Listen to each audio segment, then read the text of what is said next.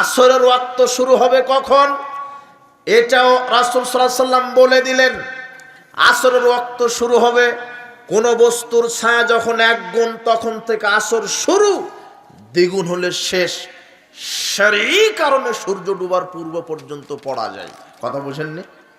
Accident হয়ে অজ্ঞান হয়েছিলেন, জোহরের সময় অ্যাক্সিডেন্ট হয়েছেন, মাগরিবের আগে আপনার জ্ঞান ফিরেছে। কথা বুঝতে পারেননি মনে হয়। এটা ওজোর, এটা শরঈ কারণ। তাহলে আপনি সূর্য ডুবার আগে পড়ে নেন।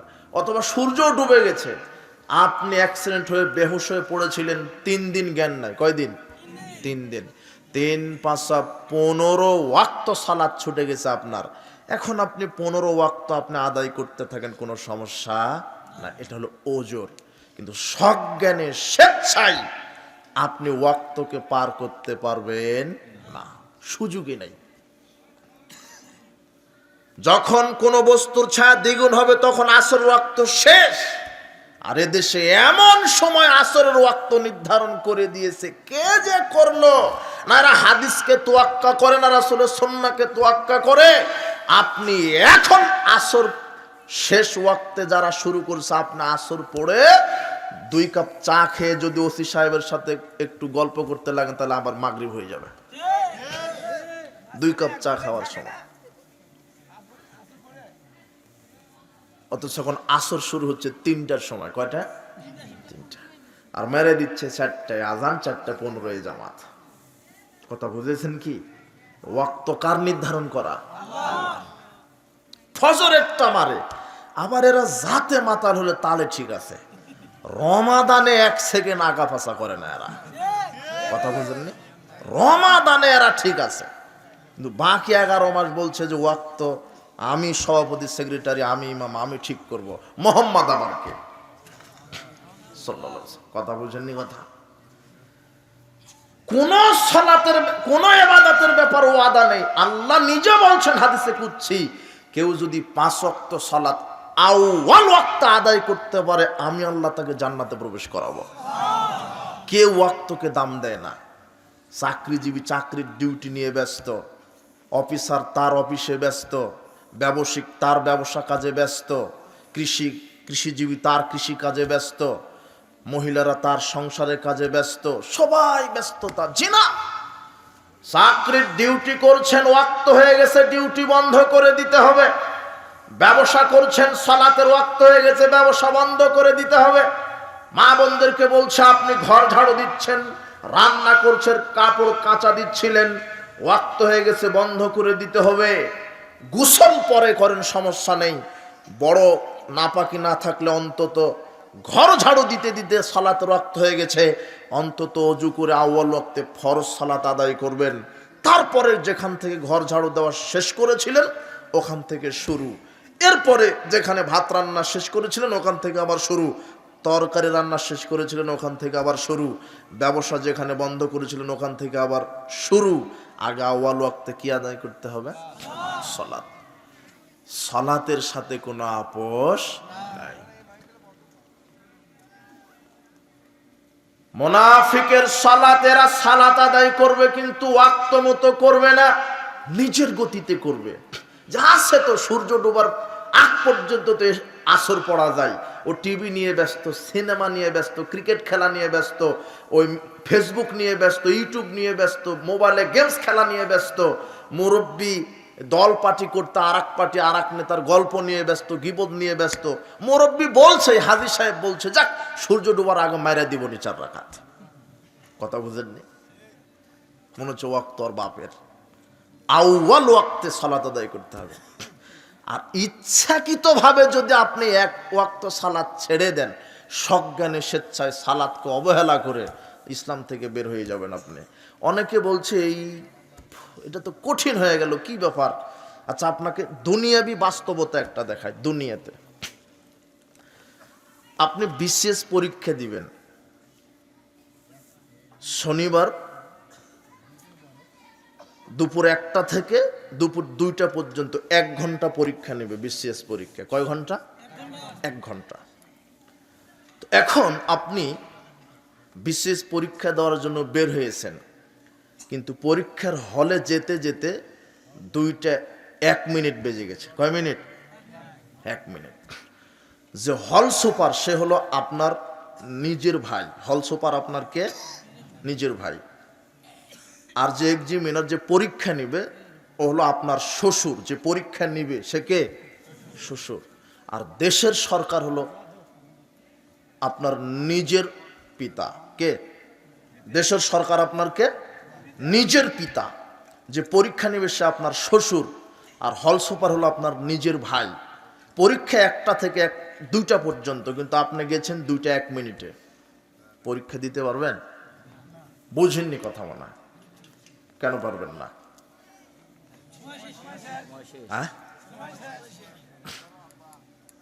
সব তো আপনার নিজের মানুষ বসে আছে।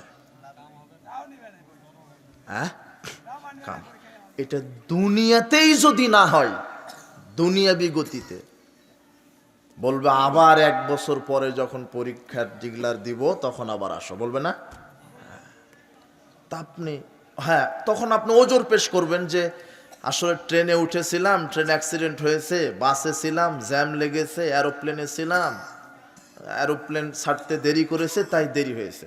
আপনার হল সুপার শুনবে তা না? শুনবে না? আপনি সজ্ঞানে স্বেচ্ছায় সালাত 1 ওয়াক্ত পার হয়ে গেল, আল্লাহ শুনবে তা না? আপনার নিজের শ্বশুর এক্সামিনার, তাও শুনছে না। কথা বুঝেন নেব না? নিয়ম, এটা হলো বিধান। এটা কি বিধান? সজ্ঞানে স্বেচ্ছায় 1 ওয়াক্ত সালাত যদি ছেড়ে দেন, সালাতকে অবহেলা অলসতা করে সজ্ঞানে স্বেচ্ছায়, ইসলাম থেকে কি হয়ে যাবে?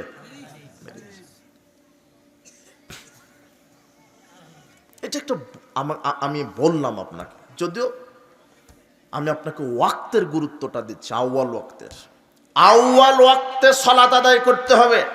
মুনাফিকের 5টা বৈশিষ্ট্য আছে। তার এক, এরা সালাত আদায় করে 5 ওয়াক্তই, কিন্তু কি মতো করে না? আউয়াল ওয়াক্তে, ওয়াক্ত মতো করে না। তা আপনার মধ্যে আছেন, দেখেন ওয়াক্ত মতো ঠিক করবেন। মুনাফিকের 2 নম্বর বৈশিষ্ট্য, এরা সালাত আদায় করে কিন্তু জামাতে সালাত আদায় করে না। একটু আগে আমি বললাম যে একাকী হলেও সালাত আদায় করতে হবে, তা না? আপনি বলবেন কি সর্বনা, আপনি তো বললেন একাকী সালাত আদায় করার, কিন্তু এখন জামাতে মানে জামাতে সালাত আদায় করতে হবে 5 ওয়াক্ত, এটা ফরজ।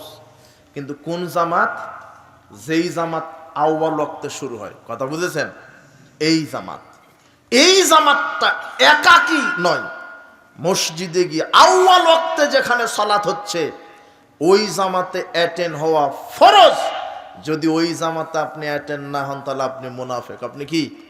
আপনি 5 ওয়াক্ত আদায় করেন। দেখেন বুখারী মুসলিমের রাসূল সাল্লাল্লাহু আলাইহি ওয়াসাল্লাম বলছেন, লাইসা সালাতুন আফকাল আলাল মুনাফিকিনা মিনাল ফাজর ওয়াল ইশা। মুনাফিকদের উপরে সবচেয়ে 2 ওয়াক্তের সালাত খুবই কঠিন। কয় ওয়াক্তের? 2 ওয়াক্তের। এক ফজর, আর একটা কি? ইশা। এটা আমার কথা? কার কথা? দেখেন মাগরিবের সময়তে 5 কাতার, যেই 5 কাতার যারা আসছিল ফজরের সময়তে দেখবেন হাফ কাতার। কথা বুঝেননি? মাগরিবের সময় যে 5 কাতার, ওরা কোথায় গেল? তার মানে ওরাও মুসল্লি, কিন্তু কি মুসল্লি? বুঝেননি মনে হয় কথা। নগদ 5 ওয়াক্তই সালাত আদায় করছে, কিন্তু কোন 2 ওয়াক্তে নাই তাদেরকে পাবেন না। যারা ফজর এবং এশায় জামাতে সালাত আদায় করে না, এরা মুসল্লি ঠিক, কিন্তু কি মুসল্লি? মুনাফিক। আব্দুল্লাহ ইবনে মাসউদ রাদিয়াল্লাহু আনহু বলছেন, সহিহ মুসলিমের হাদিস, লাকাদ রাআইতুনা মা ইয়াতাখাল্লাফু আনিস সালাতি ইল্লাল মুনাফিকুন। আমাদের সময়ে জামাতে সালাত থেকে তারাই বিরত থাকতো কেবলমাত্র যারা মুনাফিক, এরা জামাতে সালাত আদায় করত না। তাহলে যারা জামাতে সালাত আদায় করে না, 5 ওয়াক্তই পড়ে, এরা মুসল্লি ঠিক আছে, কি মুসল্লি? মুনাফিক। কোন জামাত? এটা আবার মনে রাখতে হবে। কোন জামাত? যেটা আউয়াল ওয়াক্তের জামাত। কথা বুঝেননি? যেই মসজিদগুলিতে ওয়াক্ত মেরে ফেলা হয়েছে, ওয়াক্ত মতো সালাত আদায় করা হয় না, ওই জামাতে আদায় করার চাইতে বাড়িতে একাকী আদায় করা 1000 গুণে উত্তম। কথা বুঝেছেন? উল্টা আবার বুঝেন না। আউয়াল রাসূল বলছেন তুমি নিজে বাড়িতে আদায় করো ওয়াক্ত মতো, কিন্তু কোন জামাতে অ্যাটেন্ড হওয়া ফরজ? যেটা আউয়াল ওয়াক্তের জামাত। মুনাফিকদের তৃতীয় বৈশিষ্ট্য, এরা সালাত আদায় করবে আবার পাপ কাজ করে বেড়াবে। কি কাজ করে বেড়াবে? রাসূল বলছেন মুনাফিকদের কাছে পাপ হলো একটা মাছির মতো। কিসের মতো? মাছির মতো। নাকের ডগায় মাছি পড়লো, আপনি ফট করে উড়িয়ে দিলেন। এই যে মাছিটা যেভাবে উড়িয়ে দিলেন, পাপ হচ্ছে মুনাফিকের কাছে তুচ্ছ। পাপ হচ্ছে মুনাফিকদের কাছে কি? তুচ্ছ। মুনাফিকরা পাপকে পাপই মনে করে না। দেখেন তো আপনি হাদিস দুটা বুঝতে পারেন কিনা। এক, আবু হুরায়রা রাদিয়াল্লাহু আনহু বলছেন রাসূল সাল্লাল্লাহু আলাইহি ওয়াসাল্লাম বলেছেন, লা ইয়াজনি যানি হিনা ইয়াজনি ওয়া হুয়া মুমিন। কোন জেনাকার নারী পুরুষ জেনা করতে পারে না ঈমান নিয়ে। ওয়ালা ইয়াসরিকু সারিকু হিনা ইয়াসরিকু ওয়া হুয়া মুমিন। কোন চোর চুরি করতে পারে না ঈমান নিয়ে। ওয়ালা ইয়াশরাবুল খামরা হিনা ইয়াশরাবু হুয়া মুমিন। কোন মদখোর মদ পান করতে পারে না ঈমান নিয়ে। ওয়ালা ইয়াগুল্লু আহাদুকুম হিনা ইয়াগুল্লু হুয়া মুমিন। কোন দুর্নীতিবাজ দুর্নীতি করতে পারে না ঈমান নিয়ে। যেই নারী পুরুষ জেনায় লিপ্ত আছে তার ভিতরে ঈমান নাই। যে চুরি করে জনগণের টাকা তার ভিতরে ঈমান নাই। যে রাষ্ট্রের টাকা সম্পদ আত্মসাৎ করে তার ভিতরে ঈমান। যে মদ পান করে তার ভিতরে ঈমান। হাদিস বুখারী মুসলিম। এরপরে দেখেন, এই হাদিসটা স্মরণে রাখেন। এরপরে আব্দুল্লাহ ইবনে মাসউদ আব্দুল্লাহ ইবনে আমর রাদিয়াল্লাহু আনহু তিনি বলছেন, মুসান্নাফ ইবনে আবি শাইবা ৩০৯৯২ নম্বর হাদিস, রাসূল সাল্লাল্লাহু আলাইহি ওয়াসাল্লাম বলছেন, ইয়াতি আলান নাসে জামান, মানুষের উপর একটা সময় চলে আসবে, ইয়াস্তামিউনা ইসাল্লুনা ফিল মাসাজিদ, মানুষ মসজিদ পরিপূর্ণ হয়ে সালাত আদায় করবে, ওয়া লাইসা ফিহিম মুমিন, কিন্তু কারো ভিতরে ঈমান থাকবে না। কি থাকবে না? মসজিদ পরিপূর্ণ কে থাকবে? মুসল্লি। মসজিদ পরিপূর্ণ কে থাকবে? মুসল্লি। কারো ভিতরে কি থাকবে না? ঈমান। বুখারীর হাদিসে শুনলেন জেনাকার ঈমান নিয়ে জেনা করতে পারে না। কত মুসল্লি দেখবেন সালাত আদায় করে, পরকিয়াও করে। কথা বুঝেননি? যুবক, তুমিও সালাত আদায় করো, আবার বলো যে গার্লফ্রেন্ডের সাথে কথা না বললে ঘুম আসে না। তুমি যেটাকে প্রেম ভালোবাসা বলছো ওটা হলো লুচ্চামি, ওটা জেনা বলেছে মুহাম্মদ সাল্লাল্লাহু আলাইহি ওয়াসাল্লাম। তুমি সালাত আদায় করো, গার্লফ্রেন্ডের সাথে সময় ব্যয় করো। হে যুবতী মহিলা, তোমাকে বলছি তুমি সালাত আদায় করো, আবার বয়ফ্রেন্ডের সাথে আড্ডা পিটো। শিক্ষা সফরে চলে গেছে আপনার মেয়েটা মালাকুল মউতের সাথে। কার সাথে? আপনাকে ফোন দিয়ে বলছে, আপনার মেয়ে আপনাকে, আব্বু কোনো সমস্যা নেই, কোনো চিন্তা করেন না, আমি বয়ফ্রেন্ডের সাথে আছি। আপনার মেয়েটা সালাত আদায় করে, আব্বু আমার সাথে আমার গার্লফ্রেন্ড আছে, আপনার ছেলেটা সালাত আদায় করে। আহা, জেনাকার জেনা করতে পারে না কি নিয়ে? ঈমান নিয়ে। অত সালাত আদায় করছে। এলো মুনাফিক। কি? এ পাপকে পাপ মনে করে না। যুবক, তোমার বোন আর একটা ছেলের সাথে ঘুরলে তোমার খারাপ লাগে, কিন্তু তুমি ঠিকই অন্য ভাইয়ের বোনের সাথে 10টা বোনের সাথে ঘুরে তোমার খারাপ লাগে না। কথা বুঝেনি? তোমার বিবেক, তুমি কি জবাব দিবে আল্লাহর সামনে? তোমার যৌবনকাল কি কাজে ব্যয় করলে? হে বোন, দিনী বোন, তোমাকে দিনের জন্য আল্লাহর জন্য ভালোবাসি। হে যুবক, তোমাকে আল্লাহর জন্য ভালোবাসি। এই লুচ্চাপনা, আমার বাংলাদেশে তো একটা দিবস আছে। কি দিবস? ভালোবাসা দিবস। বেহায়া দিবস, একটা লুচ্চা দিবস। আরে ভালোবাসা তো ওই যে আমেরিকা ব্রিটেনের দরকার। যারা জানে না যে ওই বাছুর, গাভীর জানা নাই যে তার বাছুরটা কোন ষাঁড়ের বীজ তারা তৈরি, এদের ভালোবাসা দরকার। কথা বুঝেননি? ওদের একটা দিন ভালোবাসা দরকার। তোমার কি দরকার? অপসংস্কৃতিকে কবর দাও। বলছিলাম যে জেনাকার জেনা করতে পারে না কি নিয়ে? ঈমান নিয়ে। মদখোর মদ পান করতে পারে না কি নিয়ে? ঈমান। মসজিদ ভরা মুসল্লি থাকবে, ভিতরে কি থাকবে না? ঈমান। ঈমান থাকবে না। আশ্চর্য কথা। মদখোর মদ পান করতে পারে না ঈমান নিয়ে। রাসূল সাল্লাল্লাহু আলাইহি ওয়াসাল্লাম বলছেন, মান শারাবাল খামরা ওয়া সাকিরা লাম তুকবাল্লাহু সালাতুন আরবানা সাবাহান, আরবাঈনা সাবাহান, যে ব্যক্তি একবার মদ পান করবে তার 40 দিনের কোনো ইবাদত কবুল হবে না। বিড়ি, সিগারেট, জর্দা, গোল, ইয়াবা, ফেনসিডিল, গাঁজা, তারি, হিরোইন, প্যাথেডিন, কত কি সেবন করেন, আবার সালাত আদায় করে। জর্দাও খায় মুরব্বী, আবার কি আদায় করে? সালাত আদায় করে। সিগারেটও খান, সালাতও আদায় করেন। ওই সালাতের 5 পয়সা দাম কবুল হবে না। রাসূল সাল্লাল্লাহু আলাইহি ওয়াসাল্লাম বলছেন মসজিদ ভরা মুসল্লি থাকবে, ভিতরে কি থাকবে না? 20 বছর ধরে মুরব্বী সালাত আদায় করে, 20 বছর ধরে জর্দাও খায়। আরে মুরব্বী তো খায়, মসজিদের হুজুরও খায়, হ্যাঁ না? খায়, এমন খাওয়া খায়। আর ফতোয়া তো মারে দিছে যে এটা হলো মাকরুহ, এটা চলবে। কথা বুঝেননি? এই হারামখোর, এই বিড়িখোর, সিগারেটখোর 20 বছর ধরে সালাত আদায় করে, 20 বছর ধরে সুদও খায়, 20 বছর ধরে সালাত আদায় করে, 20 বছর ধরে দুর্নীতিও করে, 20 বছর ধরে সালাত আদায় করে, 20 বছর ধরে মদ পানও করে। এই যে বিড়ি, সিগারেট, জর্দা, গুল আপনি খান, কোনোদিন ভেবে দেখেছেন এটা কত কুরুচিকর খাবার, যেটা পশু প্রাণী মুখে দেয় না? গরু ছাগলে খায়? কে খায়? কথা বুঝেননি? খায় কোনোদিন দেখছেন? ওই যে কুষ্টিয়াতে, এইদিকে আপনার রংপুর, কুড়িগ্রাম, নীলফামারী, এদিকে তামাক চাষ হয়, কোনোদিন দেখছেন তামাক? তামাক, ও তামাক থেকেই জর্দা তৈরি হয়। কোথায় থেকে? ও তামাক থেকে সিগারেট, বিড়ির মশলা তৈরি হয়।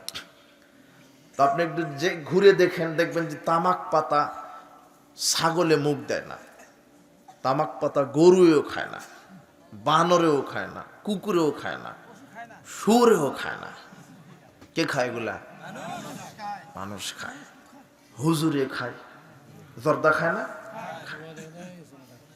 আর জাতিগত বিদ্যায় যার ডিগ্রি যত বেশি, সে সবচেয়ে বেশি গাঁজাখোর। ওই যে ভ্যান চালকের কাছে আপনি যান, ভ্যান চালকের কাছে আপনি বিড়িটা পাবেন আকিস কোম্পানির, অথবা আর কি কোম্পানির বিড়ি আছে? আজিজ, হ্যাঁ, মায়া, নাসির বিড়ি আছে নাকি আগে? এগুলো আছে, তাই না? এগুলো ভ্যান চালকের পকেটে পাবেন। কিন্তু যে বিসিএস ক্যাডার, যে ইঞ্জিনিয়ার, যে ডাক্তার, ওর পকেটে কিন্তু নাসির কোম্পানির বিড়ি নাই, ওর পকেটে আছে বেনসন সুইচ। মানে ওর ডিগ্রি বেশি, যে ওর গাঁজার পাওয়ারও কি বেশি। কিন্তু ওটা যদি তখনই কুকুরের সামনে ফেলে দেয়, কুকুর মুখে দিবে না। জর্দার ডিব্বাটা শুয়োরের মুখে ফেলে দেন, শুয়োর মুখে, এটা অরুচিকর খাবার। কোন পাগলকে দেখেছেন 1 গ্লাস দুধ নিয়ে টয়লেটে ঢুকেছে? কি নিয়ে ঢুকে? কথা বুঝেন কি? এ হলো জর্দাও খায়, সিগারেটও খায়, তাহাজ্জুদও পড়ে। ওই তাহাজ্জুদের দাম আছে? এই বিড়িখোর, মদখোর নামাজি আর ওযু ছাড়া তাহাজ্জুদ গুজারি সমান। আপনার স্ত্রী 40 বছর ধরে তাহাজ্জুদ পড়ে, কিন্তু কোনোদিন ওযু করেনি, মরা পর্যন্ত যদি করে, সুযোগ আছে সালাতের কবুলের? এই হারামখোরের এই হয়েছে। কথা বুঝেননি? এই সুদ খায়, ঘুষ খায়, দুর্নীতি করে। আরে কোরআনের আয়াতই বুঝিনি, দেখেন আপনাকে দেখাই, শোনেন। ইবাদত আগে করতে বলেননি, ইবাদতের পূর্বে আল্লাহ একটা কথা বলেছেন, তাও সাধারণ নারী পুরুষকে নয়, সাধারণ মানুষকে নয়। আল্লাহ বলছেন সূরা মুমিনুন 51 আয়াতে, ইয়া আইয়ুহার রাসূল কুলু মিনাত তাইয়্যিবাত ওয়া আমালুস সালিহা, হে পৃথিবীর নবী রাসূলগণ, আগে পবিত্র রুজি ভক্ষণ করো, তারপরে আমল করো। আগে কি? আমলের পূর্বে আগে কি? পবিত্র, হালাল না। আগে কি? হালাল হলেই পবিত্র হবে না। দেখেন, হালাল খেতে বলেননি, কি খেতে বলেছেন? পবিত্র। এরপরে দেখেন, হালালও বলেছেন, কিন্তু আগে কি? পবিত্র। হালাল হলে হবে না। ইয়া আইয়ুহান নাস কুলু মিম্মা ফিল আরদি হালালান তাইয়্যিবা। দেখেন আল্লাহ কত সূক্ষ্মদর্শী। শুধু যদি বলতেন যে হালাল খেয়ে ইবাদত করো, তাহলে তো ঝামেলায় ছিল না। কিন্তু আল্লাহ বলে দিয়েছেন হালাল পবিত্র খাও। কি পবিত্র? হালাল পবিত্র। শুধু হালাল না, হালাল হলেই সেটা পবিত্র হবে না। আর একটা কথা শিখে রাখেন, হালাল হলে সেটা পবিত্র হয় না, কিন্তু যেটা পবিত্র সেটা কোনোদিন হারাম হয় না। কি হয় না? যেটা পবিত্র সেটা কেউ হারাম করতে পারবে না, কিন্তু হালাল হলেই পবিত্র হয় না। হালাল জিনিসও হারাম হয়ে যায়। কেন জানেন? বাজারে গেছেন, ইলিশ মাছ, পদ্মার ইলিশ, টাটকা ইলিশ, পকেটেও আছে টাটকা টাকা, লাল নোট, বুঝলেন? লাল নোট কি, কত টাকার নোট? 1000 টাকার নোট। কত করে কেজি বলছে? 5000 টাকা কেজি। এক একটা করে ইলিশ 2 কেজি 2.5 কেজি ওজন, 5000 টাকা কেজি ইলিশ। আর ওটাই তো পহেলা বৈশাখের দিনে 50,000 টাকা কেজি হয়। কথা বুঝেননি? তো ইলিশ বাজারে, ইলিশ হালাল না হারাম? হালাল, তাই না? গরুর গোশ হালাল, গাভীর দুধ হালাল। আর সব বাদ দেন, আপনি ইলিশ মাছ খাবেন, খুব বাজারে নতুন ইলিশ আসছে, পদ্মার ইলিশ, বাজারে গেছেন, ইলিশ হালাল, কিনলেন 2 কেজি, কিন্তু পকেটের টাকা হলো ঘুষের টাকা। কিসের? ইলিশ হালাল, কিন্তু টাকাটা ঘুষের হওয়ার কারণে ওই ইলিশটা আপনার জন্য হারাম। যেমন শুকর খাওয়া হারাম। বুঝেননি মনে হয়? বুঝেছেন কি? শুকর খাওয়া কি হারাম। এখন ইলিশটা তার জন্য খাওয়া হারাম। কেন? পকেটের টাকাটা কি হারাম। ইলিশটা হলো অপবিত্র। ওই ঘুষের টাকা দিয়ে ইলিশ খেয়ে, ইলিশ মাছ খেয়ে আল্লাহর কাছে যদি কান্নাকাটি করেন, দোয়া করেন, দোয়া কবুল হবে না। রাসূল সাল্লাল্লাহু আলাইহি ওয়াসাল্লাম বলছেন, সাহাবীরা শোনো, হুম্মা যাকারা রাজুলাইতুল সাফারা আসআসা আখবারা, আমি তোমাদেরকে এক ব্যক্তি সম্পর্কে বলছি, শোনো। এক ব্যক্তি মরুভূমিতে চলছিল, চুলগুলি এলোমেলো, গায়ে ধুলাবনীন, ইয়ামুদ্দু ইয়াদাহিলাস সামায়ে, 2 হাত আকাশের দিকে উত্তোলন করে ইয়া রাব্বি ইয়া রাব্বি দোয়া করছে। রাসূল সাল্লাল্লাহু আলাইহি ওয়াসাল্লাম বলছেন আফসোস করে, আয় হায় হায়, ওয়া মাতআমু হারাম, ওই ব্যক্তির খাদ্য হারাম, ওয়া মাশরাবু হারাম, তার পানি ছিল হারাম, ওয়া মালবাসু হারাম, তার শরীরের পোশাক হলো হারাম, ওয়া গুযিয়া বিল হারাম, তার বাড়িটা ছিল হারাম।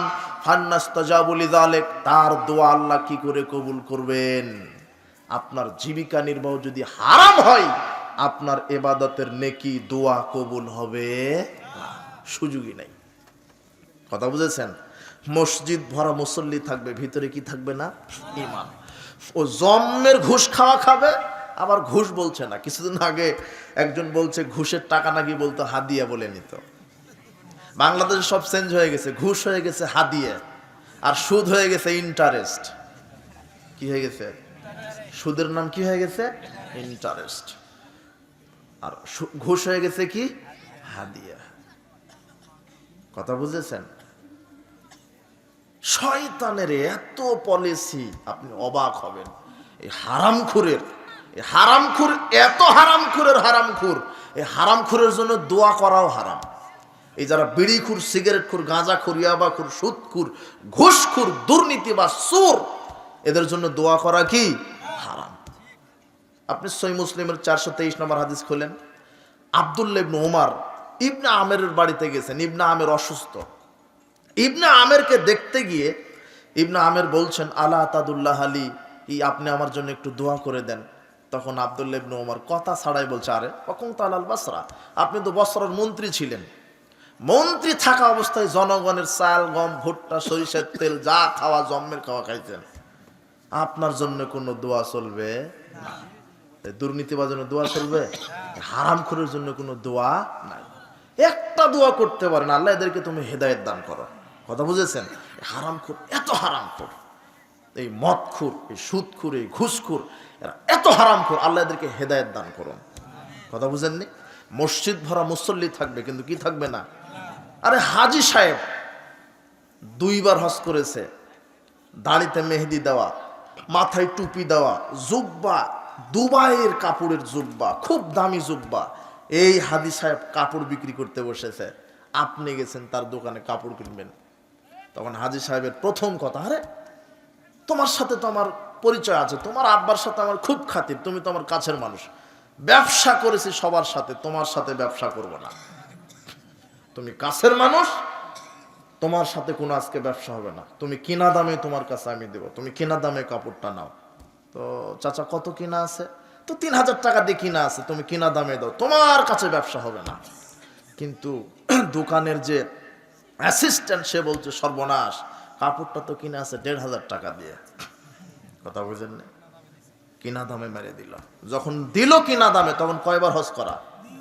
আরে কাপড় বিক্রেতার কথা বাদ দাও, তোমার মাদ্রাসার প্রিন্সিপালের কাছে আসি। তোমার মাদ্রাসার প্রিন্সিপাল 2 বার হজ করেছে, 6 বার উমরা করেছে। কয়বার? মাদ্রাসার প্রিন্সিপাল, কথা বুঝেন, মাদ্রাসার প্রিন্সিপাল হুজুর 2 বার হজ করেছে, 6 বার উমরা করেছে। দাড়িতে মেহেদি দেওয়া, টুপি ঠিক আছে, পাঞ্জাবি একেবারে প্রিন্সিপাল, গেটআপে আলাদা। ও বসেছে নিয়োগ বাণিজ্যতে বসেছে। কি বাণিজ্য? নিয়োগ। সহকারী শিক্ষক নিয়োগ। আপনারা জানেন কি না যে এমপির স্বাক্ষর ঠিক আছে, চেয়ারম্যানের স্বাক্ষর ঠিক আছে, সব কাগজপত্র সার্টিফিকেট ঠিক আছে, এখন শুধু প্রতিষ্ঠানের যে হেড তার সুপারিশ লাগবে, না হলে চাকরি হবে না। এই সুপারিশ, প্রিন্সিপাল সুপারিশ করতে বসেছে। প্রিন্সিপাল সাহেব সুপারিশ করতে গিয়ে বলছে যে আমার জন্য 5 লক্ষ টাকা রেখে দিতে হবে। কত লাখ? কে বলছে এই কথা? প্রিন্সিপাল। যখন বলছে তখন কয়বার হজ করা আছে? কথা কি বুঝলেন? কথা কি বুঝেছেন? এই হলো মসজিদ ভরে মুসল্লি সালাত আদায় করবে, ভিতরে কি নাই? এই হলো এই ঘুষখোর, হারামখোর হাজি। ঠিক আছে, কিন্তু কি খুর? ছেলেকে সব সম্পদ লিখে দিয়ে গেছে, মেয়েকে 1 টাকাও দেয়নি। এরকম হাজি আছে? ওর হজ এয়ারপোর্টেই যায়নি। কথা বুঝেননি? মসজিদ ভরা মুসল্লি থাকবে, ভিতরে কি থাকবে না? ইমাম থাকবে না। বলছিলাম মুনাফিক মুসল্লিদের বৈশিষ্ট্য 1, আউয়াল ওয়াক্তে সালাত আদায় করবে না। 2, এরা জামাতে সালাত আদায় করে না। 3, এরা পাপকে পাপ মনে করে না। এরা সালাত আদায় করে, পাপ করতেও থাকে, পাপকে তুচ্ছ মনে করে। 4, এরা আল্লাহকে সন্তুষ্ট করার জন্য সালাত আদায় করে না। মুনাফিক মুসল্লি আল্লাহকে সন্তুষ্ট করার জন্য সালাত আদায় করে না। আল্লাযীনা হুম ইউরাউন, এরা কাকে দেখাবার জন্য সালাত আদায় করে? মানুষকে। মানুষকে দেখাবার জন্য এরা সালাত আদায় করে। এই মুনাফিক মুসল্লি মানুষকে দেখাবার জন্য সালাত আদায় করে, আল্লাহকে দেখাবার জন্য এরা সালাত আদায় করে না। আপনি কাকে দেখানোর জন্য সালাত আদায় করেন? যদি করেন ঠিক আছে, তো দেখেন তো এই বৈশিষ্ট্যের ভিতরে আপনি পড়ছেন কিনা। আপনি তো মুসল্লি। এক আয়াতে বলছেন সালাত আদায় না করে জাহান্নামে, আর এই আয়াতে আল্লাহ বলছেন মুসল্লিরা কোথায়? জাহান্নামে। কথা ওঠা নয়। আমি বলছিলাম সালাত যদি বিচার মাঠে কবুল হয় তাহলে সব আমল কবুল হবে। সালাত যদি কবুল না হয় কোন আমল কবুল হবে না। হুযায়ফা রাদিয়াল্লাহু আনহু লোকটাকে বলছেন আপনি যদি মরা পর্যন্ত সালাত আদায় করেন, ওই সালাত রাসূলের সালাত হবে না, তার বাইরে মৃত্যুবরণ করবেন। এবারে রাসূল সাল্লাল্লাহু আলাইহি ওয়াসাল্লাম নিজে এক ব্যক্তিকে আটকিয়ে দিলেন মসজিদে। কে? নিজে। সহিহ বুখারীর 757 নম্বর হাদিস। আবু হুরায়রা রাদিয়াল্লাহু আনহু বলছেন, এখন একটু সালাতের পদ্ধতিটা বলে আমরা শেষের দিকে যাব ইনশাআল্লাহ। খুব খেয়াল করেন, এতক্ষণ যা শুনেছেন আর একটু মনোযোগ বাড়িয়ে দিবেন, একটু ধৈর্য ধরেই বক্তব্যটা শোনার চেষ্টা করেন। আচ্ছা, আবু হুরায়রা রাদিয়াল্লাহু আনহু বলছেন রাসূল সাল্লাল্লাহু আলাইহি ওয়াসাল্লাম বলেছেন, রাসূল সাল্লাল্লাহু আলাইহি ওয়াসাল্লাম আন্না রাসূলুল্লাহ সাল্লাল্লাহু আলাইহি ওয়াসাল্লাম দাখালাল মাসজিদা, রাসূল সাল্লাল্লাহু আলাইহি ওয়াসাল্লাম মসজিদে প্রবেশ করলেন। ফাদাখালা রাজুল ফাসাল্লামা আলান নবী সাল্লাল্লাহু আলাইহি ওয়াসাল্লাম, একটু পরে একজন ব্যক্তি মসজিদে প্রবেশ করলেন, করে সালাত আদায় করলেন। একটু পরে এক ব্যক্তি মসজিদে প্রবেশ করে সালাত আদায় করলেন। সালাম দেওয়ার পরে তিনি বের হয়ে যাচ্ছেন। ফারাদ্দা, রাসূল সাল্লাল্লাহু আলাইহি ওয়াসাল্লাম সালামের জবাব নেওয়ার পরে বললেন, এই ইরজি ফাসাল্লি ফাইন্নাকা লাম তুসাল্লি, তুমি ফিরে আসো, তুমি আবার সালাত আদায় করো, কেননা তুমি সালাত আদায় করোনি। ফারাজা ইউসাল্লি কামা সাল্লা ফাসাল্লামা আলান নবী সাল্লাল্লাহু আলাইহি ওয়াসাল্লাম, লোকটা ফিরে আসলেন, আবার সালাত আদায় করলেন। আপনার অন্যদিকে মনোযোগ চলে গেছে, এইদিকে এক খেলে দেখেন। এইদিকে দেখেন আপনি,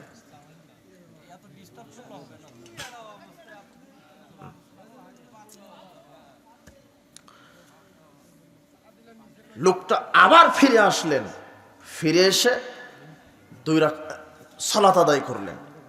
সালাত শেষ করে আবার সালাম দিয়ে আবার ফিরে যাচ্ছেন, চলে যাচ্ছেন।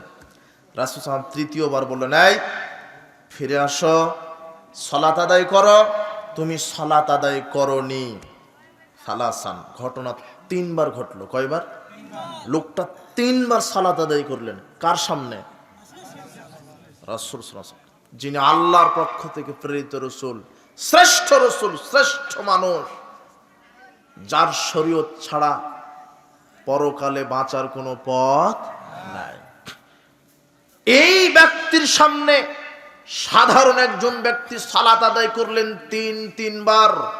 রাসূল সাল্লাল্লাহু আলাইহি ওয়াসাল্লাম 3 বারই বললেন, সল্লি ফাইন্নাকা লাম তুসল্লি, তুমি সালাত আদায় করো, কেননা তুমি সালাতই আদায় করোনি। অথচ নগদ কয়বার করলো? 3 বার। লোকটা হতাশ হয়ে নিরাশ হয়ে বলছেন, ওয়াল্লাযী বাসাকা বিল হক, সেই সত্তার কসম করে বলছি, যেই সত্তা আপনাকে সত্য দিন সহ পৃথিবীতে প্রেরণ করেছেন, মা হুসেন গায়রাহু, আমি এর চাইতে উত্তম ভাবে সালাত আদায় করতে জানি না। ফাআল্লিমনি, আমাকে আপনি সালাত আদায় করা শিখিয়ে দেন। কাকে বলছেন শেখানোর কথা? নগদ মুহাম্মদ সাল্লাল্লাহু আলাইহি ওয়াসাল্লামকে বলছেন, আপনি শিখায়া দেন। এইবারে রাসূল সাল্লাল্লাহু আলাইহি ওয়াসাল্লাম নিজে শিখায়া দিচ্ছেন। সুবহানাল্লাহ। এই সৌভাগ্য ওই ব্যক্তির হয়েছে যে নগদ রাসূল সাল্লাল্লাহু আলাইহি ওয়াসাল্লাম, যিনি আল্লাহর পক্ষ থেকে প্রেরিত রসুল, রাসূল বলছেন, মা ইয়াখরুজু মিনহু ইল্লা হক, আমার মুখ থেকে হক ছাড়া কিছুই বের হয় না। এমন ব্যক্তি বলছেন, হ্যাঁ আমি তোমাকে সালাত শিখিয়ে দিব, ওই সালাতে কোনো ভুল থাকতে পারে না। দেখেন রাসূল সাল্লাল্লাহু আলাইহি ওয়াসাল্লাম শেখাচ্ছেন, ইযা কুমতা ইলাস সালাত, যখন তুমি সালাতের জন্য দাঁড়াবে, আগে আপনাকে বলেনি সালাতের রুকুন হচ্ছে, আর সালাতের ফরজ হচ্ছে 13টি। কতটি? 13টি ফরজ। ইচ্ছাকৃত হোক আর ভুল করে হোক, যদি একটা ফরজ ছেড়ে দেন, টোটাল সালাতই বাতিল। কথা কি বুঝেছেন? আর ওয়াজিব হচ্ছে 8টি। কয়টি? 8টি ওয়াজিব। ওয়াজিব যদি ইচ্ছাকৃতভাবে ছেড়ে দেন তাহলে সালাত তো বাতিল, আর যদি ভুল ক্রমে ওয়াজিব ছুটে যায় তাহলে সহসিজদা দিতে হবে। কথা বুঝেছেন? আমি সময় একটু সব বলার চেষ্টা করব। সহসিজদা লাগে কোন কোন ক্ষেত্রে? ফরজ, সালাতের ফরজ কয়টি? 13টি। সালাতের ওয়াজিব কয়টি? 8টি। সালাতের 1 নম্বর ফরজ কিয়াম বা দাঁড়িয়ে সালাত আদায় করা। 2 নম্বর ফরজ তাকবীরে তাহরিমা দেওয়া। 3 নম্বর ফরজ সূরা ফাতিহা পাঠ করা। 4 নম্বর ফরজ রুকু করা। 5 নম্বর সালাতের ফরজ রুকু থেকে উঠা। 6 নম্বর সালাতের ফরজ রুকু থেকে সোজা হয়ে দাঁড়ানো। 7 নম্বর সালাতের ফরজ 7 অঙ্গে সেজদা করা। 8 নম্বর সালাতের ফরজ সেজদা থেকে উঠা। 9 নম্বর সালাতের ফরজ 2 সেজদার মাঝখানে স্থির হয়ে বসা। 10 নম্বর সালাতের ফরজ তাদিল আরকান, সালাতের রুকুনগুলি ধীর স্থিরতার সাথে আদায় করা। 11 নম্বর সালাতের ফরজ কাদায় আখের শেষ বৈঠক দেওয়া। 12 নম্বর সালাতের ফরজ তাশাহুদ পাঠ করা। 13 নম্বর সালাতের ফরজ সালামের মাধ্যমে সালাত শেষ করা। 13টি ফরজ। এই 13টি ফরজ পালন করতে হবে একজন মানুষের তরিকায়। কয়জন মানুষের তরিকায়? একজন। দেখেন তো আপনার রাসূল সাল্লাল্লাহু আলাইহি ওয়াসাল্লাম তরিকায় 13টি ফরজ পালন করেন কিনা। যদি না করেন তাহলে মরা পর্যন্ত সালাত আদায় করলে সালাত কবুল হবে না, আর সালাত যদি কবুল না হয় হজ যাকাত কি হয়ে যাবে? কথা বুঝেছেন? দেখেন সালাতের 13টি ফরজ আদায় করবেন কার তরিকায়? রাসূলের তরিকায়। রাসূল সাল্লাল্লাহু আলাইহি ওয়াসাল্লাম ওই ব্যক্তিকে বলছেন, শোনো, ইযা কুমতা ইলাস সালাত, তুমি সালাতের জন্য দাঁড়াবে, ফাকাব্বির, তাকবীরে তাহরিমা দিবে, সুম্মা ইকরা মা তায়াসসারা মা'আকা মিনাল কোরআন, এরপরে কোরআন থেকে যেটা সহজ, সূরা ফাতিহা পাঠ করার পরে যেটা সহজ সেটা তুমি তেলাওয়াত করবে। সুম্মা রকা, এরপরে রুকু করবে, হাত্তা তাতমাইন্না রাকিয়ান, প্রশান্তির সাথে রুকু করবে। কোমরটা ভালোভাবে হালিয়ে মেরুদণ্ড সোজা করে রুকু করবে, সোমবার ফা, এরপরে রুকু থেকে উঠবে, হাত্তা তা দিলা কয়মান, রুকু থেকে সোজা হয়ে দাঁড়াবে। এখন আপনার সাথে এখানে কথা, রাসূল সাল্লাল্লাহু আলাইহি ওয়াসাল্লাম বললেন রুকু করবে, রুকু থেকে উঠবে। শুধু রুকুতেই 3টা ফরজ আছে। কয়টা? 3টা। খুব মনোযোগ দেন। মনে করবেন যে আজকে যে মনোযোগ দিয়ে বক্তব্য শুনছেন, মনে করো আজকে খুব বেশি মনোযোগ দিবেন, জীবনের সবচাইতে বেশি মনোযোগ হবে আজকে। কথা বুঝেননি? যদি সালাতটা আপনার ঠিক না হয়, কোনো আমল ঠিক হবে না। সাবধান, খুব মনোযোগ দেন। শুধু রুকুতেই 3টা ফরজ। কয়টা? 3টা। দেখেন রাসূল বলছেন রুকু করো, প্রশান্তির সাথে রুকু করো, এরপরে রুকু থেকে উঠো, এরপরে রুকু থেকে সোজা হয়ে দাঁড়াও। কথা তো এটা হওয়া ছিল, রুকু করো, রুকু থেকে উঠো, সেজদা করো, সেজদা থেকে উঠো, বাস। না কি কথা? কিন্তু তিনি বলছেন সুম্মার কা, রুকু করো, হাত্তা তাতমাইন্না রাকিআন, প্রশান্তির সাথে রুকু করো। 2 নম্বর কি করো? সুম্মার ফা, এরপর রুকু থেকে উঠো। 3 নম্বর কি করো? হাত্তা তা'দিলা কয়মান, রুকু থেকে সোজা হয়ে দাঁড়াও।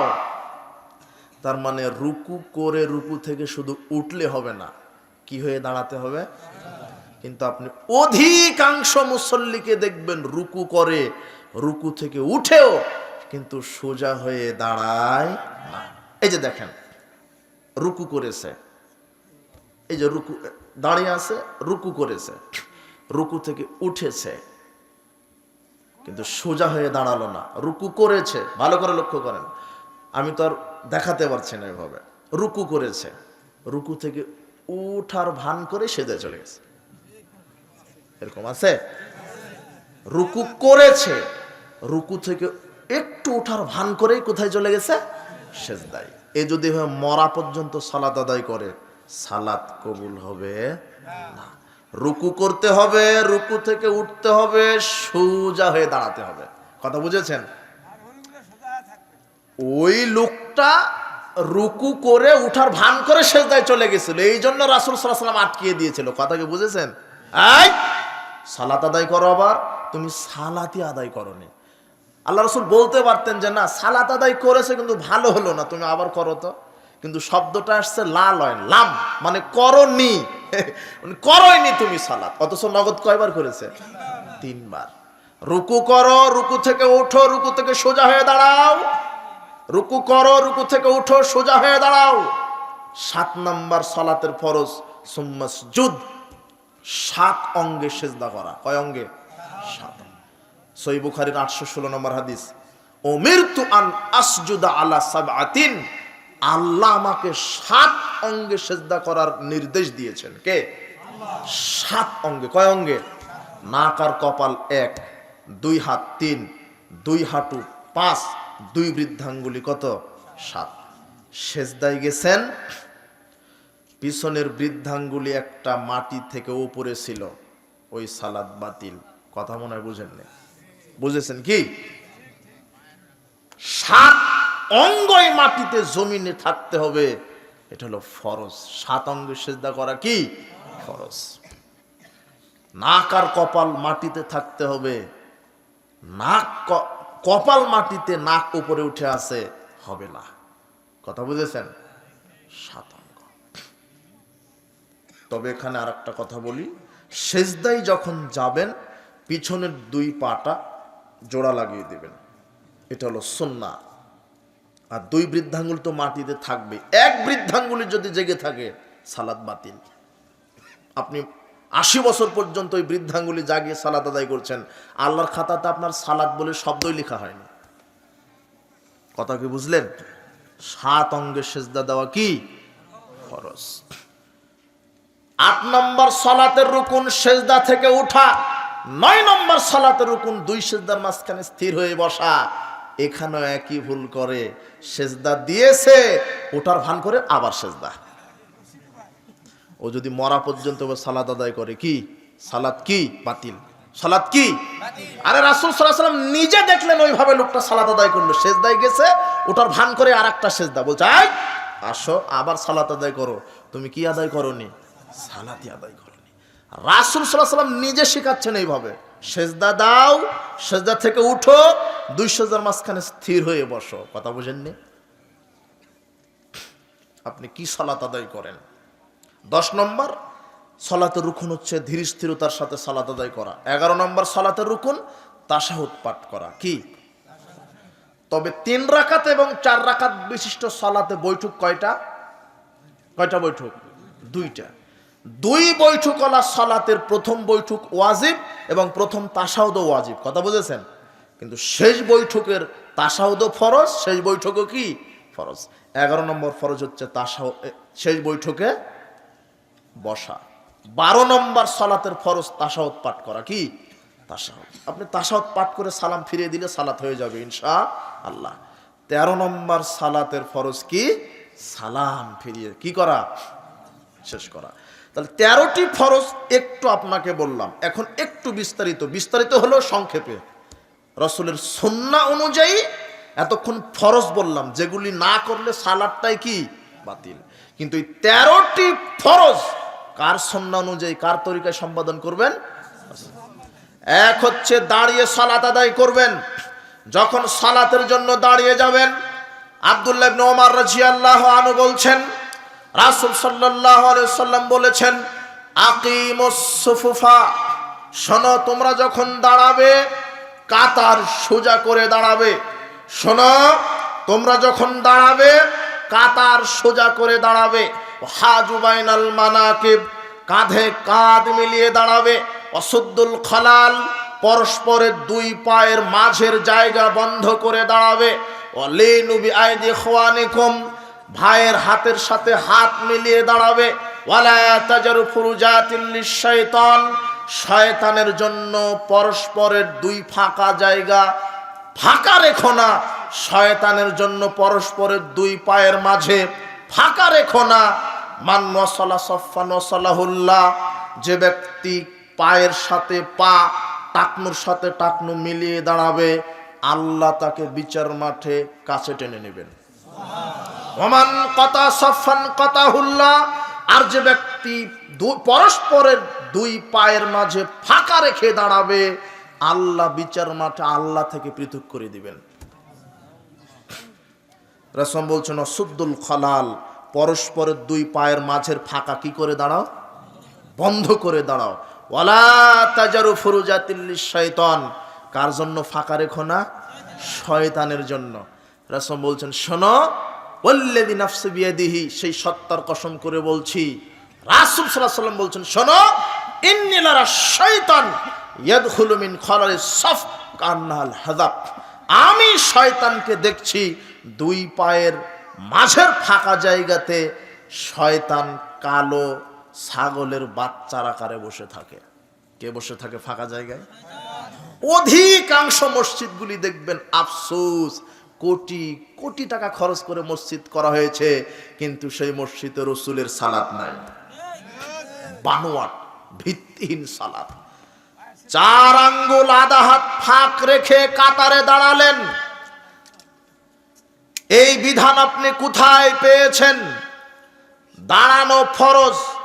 রাসূল সাল্লাল্লাহু আলাইহি ওয়াসাল্লাম এবারে তার তরিকাটা বুঝিয়ে দিলেন, শোনো, যখন দাঁড়াবে পায়ের সাথে পা মিলিয়ে দাঁড়াবে, কাঁধে কাঁধ মিলিয়ে দাঁড়াবে। অথচ ইবলিশ, এই বেদাতি হুজুর, এত দালালি করতে করতে, যুক্তি দিতে দিতে এই যে রাসূলের হাদিসকে হত্যা করেছে, এই বেদাতির স্মরণই নেই। এ বলছে এই বেদাতি কাঠমোল্লা বলছে কি পায়ের সাথে পা মিলিয়ে দাঁড়াতে হবে? কোথায় ওসি সাহেব দাঁড়াবে আর কোথায় ভ্যান চালক দাঁড়াবে? বেদাতি হুজুরের যুক্তি দেখেন, ওসির পায়ের সাথে যদি ভ্যান চালকের পা লেগে যায়, ওসিকে তো অপমান করা হলো। কোথায় মন্ত্রী দাঁড়াবে, কোথায় মুসি দাঁড়াবে? মুসির পা যদি মন্ত্রীর পায়ের সাথে লেগে যায়, তাহলে তো মন্ত্রীকে অপমান করা হলো। কোথায় শিক্ষক দাঁড়াবে, কোথায় ছাত্র দাঁড়াবে? ছাত্রর পাটা যদি শিক্ষকের পায়ের সাথে লেগে যায়, শিক্ষককে অপমান করা হলো। তোমার বেদাতি হুজুর মনে করেছে সালাতে এমপি মন্ত্রী পরিচয় চলে। বেটা, সালাতে মুচি মন্ত্রী সবাই আল্লাহর চাকর। ওখানে কোনো এসিডিসি এমপি মন্ত্রী ভ্যান চালক রিক্সা চালক নয়, সবাই কার গোলাম? ওখানে বিধান মানতে হবে কার? আল্লাহর। কোনো বিশেষ পরিচয় নয়, সবাই মুসল্লি, সবাই সালাতে দাঁড়িয়েছি। রাসূল সাল্লাল্লাহু আলাইহি ওয়াসাল্লাম বলছেন পায়ের সাথে পা, কাঁধের সাথে কাঁধ মিলিয়ে দাঁড়াও, ফাঁকা জায়গা বন্ধ করো। তোমার বেদাতি হুজুর যুক্তি দিয়ে বলছে মর্যাদার হানি হয়, জি না। আয়েশা রাদিয়াল্লাহু তাআলা আনহা বলছেন, তাবারানী মুজামুল আওসাতের 5797 নম্বর হাদিস, তোমার হুজুরকে খুলে পড়তে বলেন। হুজুর পড়বে বা কি করে? ও তো কালো চশমা পড়ে আছে, ও তো প্রতিবন্ধী হুজুর, ও তো প্রতিবন্ধী হুজুর।